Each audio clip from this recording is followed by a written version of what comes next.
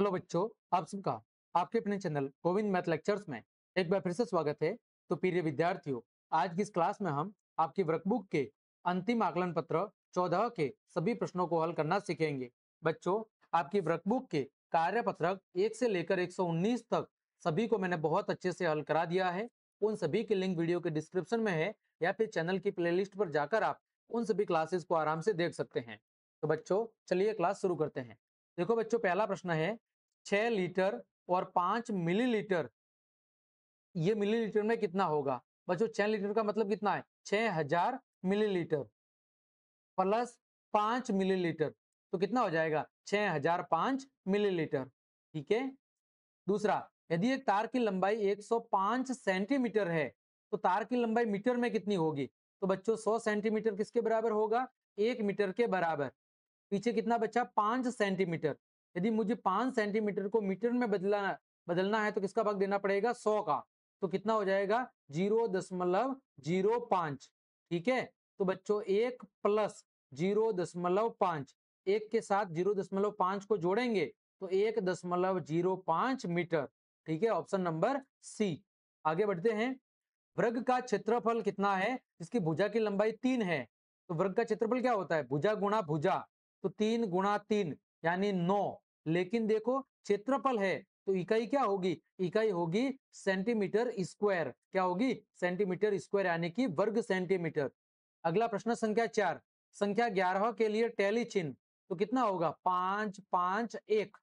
तो बच्चों, 5 को कैसे बताते हैं? 4 खड़ी लाइन और एक क्रॉस। तो 5, ये गलत है। ठीक है, ये 5 है। ये कितना है? ये बच्चों गलत है। तो सही जवाब कौन सा है? ऑप्शन नंबर डी है आपका। देखो, 5 5 और 1। ठीक है। आगे बच्चों, प्रश्न संख्या 5, दी गई मापों के रेखाखंड आपको बनाने हैं। पहला है 7.2 सेंटीमीटर और दूसरा है 8.6 सेंटीमीटर। तो बच्चों, आपको स्केल से मापना है 7.2, यानी 7 के बाद बच्चों 2 लाइन। ठीक है। तो बच्चों, 7 के बाद आपको कितनी लाइन खींचनी है? 2 लाइन। तो बच्चों, 7 के बाद कितनी लाइन खींचोगे आप? 2 लाइन। देखो बच्चों, 1 मिनट। यहाँ पर आपको स्केल का कुछ अतिरिक्त भाग भी दिख रहा है। तो आप जब लाइन खींचोगे बच्चों, तो आपको कहाँ से शुरुआत करनी है? 0 से। कहाँ से शुरुआत करनी है बच्चों? 0 से। ठीक है। 0 से लेके बच्चों आपको 7.2 तक। तो 0 से लेके बच्चों 7 के बाद 2 लाइन। ठीक है। तो बच्चों, 0 से लेके, तो स्केल,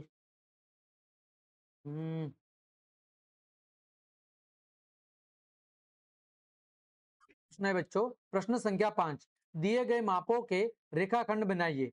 पहला है बच्चों 7.2 सेंटीमीटर। तो आपको क्या करना है बच्चों? यहाँ पर देखो, एक बिंदु दे देते हैं 0 पर, इसका नाम दे देते हैं ए। ठीक है।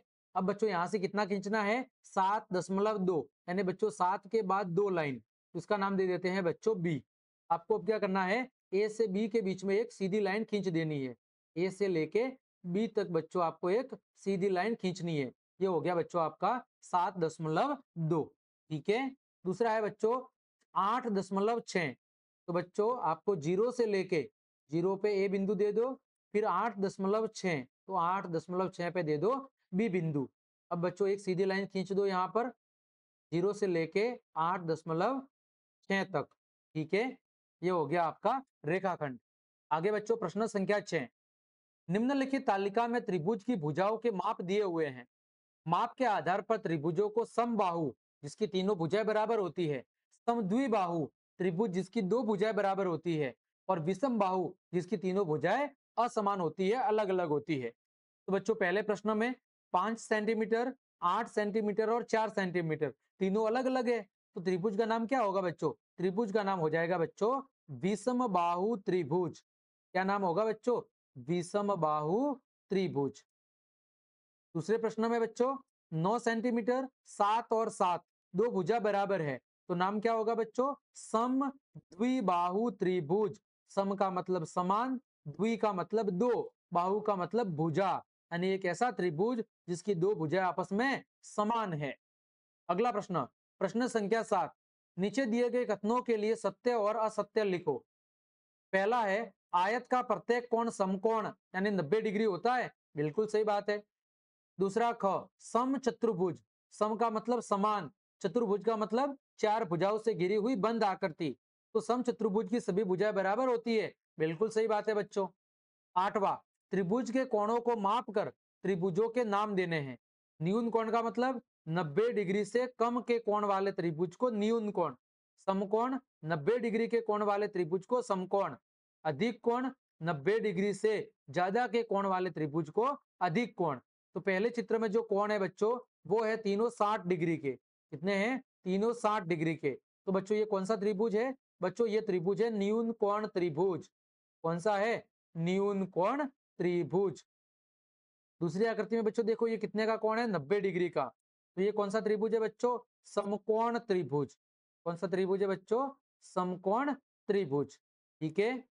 अगला प्रश्न संख्या 9, एक कमीज को बनाने में 2 मीटर और 50 सेंटीमीटर का कपड़ा लगता है, तो 5 कमीज बनाने में कुल कितना कपड़ा लगेगा। तो बच्चों हम क्या करेंगे, सॉल्यूशन, 5 कमीज बनाने में, 5 कमीज बनाने में लगने वाला कुल कपड़ा, लगने वाला कुल कपड़ा। तो बच्चों देखो 2 मीटर और 50 सेंटीमीटर यानी 2.5 मीटर, इसका गुणा करना है बच्चों 5 से। तो बच्चों देखो 2 पंजे 10 और 0.5 का पॉइंट किससे करेंगे, 5 से, तो 2.5 से हो जाएगा, यानी बच्चों 12.5 मीटर। ठीक है, उत्तर कितना आएगा, 12.5 मीटर। तो इस तरह बच्चों हमने आपके आकलन पत्र 14 के सभी प्रश्नों के उत्तर बहुत अच्छे से जान लिए हैं, और इसी के साथ हमारी गणित विषय की जो वर्कबुक है वो आज यहीं पे समाप्त होती है। आगे बच्चों हम अंग्रेजी और हिंदी विषय की जो क्लासेस चल रही है उन्हें हम बच्चों हम जारी रखेंगे। ठीक है, तो आज के लिए इतना ही। जय हिंद, जय भारत।